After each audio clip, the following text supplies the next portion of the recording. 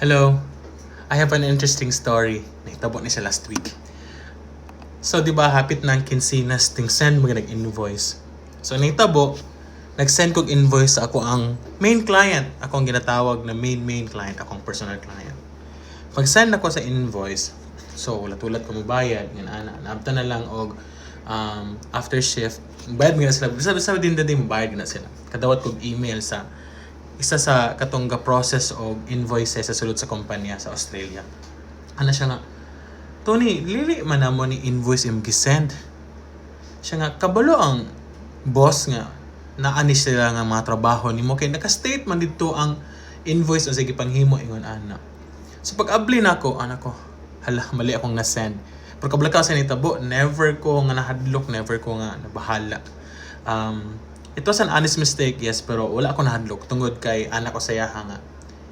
Kabalo ang boss. Kabalo ang boss nga naani sila. Kabalo ang boss nga na ako yung laing ginahimo outside sa trabaho. And actually, kapilan na mo ni gidiscuss na pud mi sarili, na pud mi mga plano together nga himuon nga inaani sa kong ginahimo.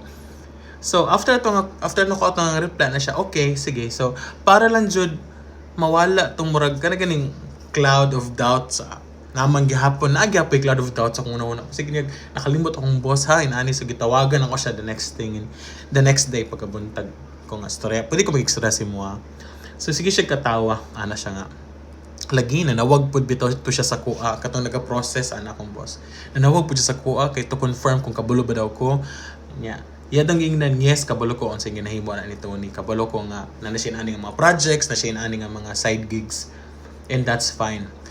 Pero, ang interesting kay ang ingon sa boss nga, nanawag tong person sa iyaha tungod kay dili, kay basi unyag kanang nanikas ko or nangakti ko sila, but more of concern siya kay basi unyag tungod kay I'm a first time dad, baby pa ang mong anak sa akong asawa. Basig sa kadaggan sa akong ginahimo, mas stressed out ko ba o di na ako mahimo kong trabaho, number one. Ikaduha kay basi unyag kanang muhawa daw ko sa ilaha. Dung ninyo, basig muhawa ko sila soon, which is di siya gusto muhawa ko.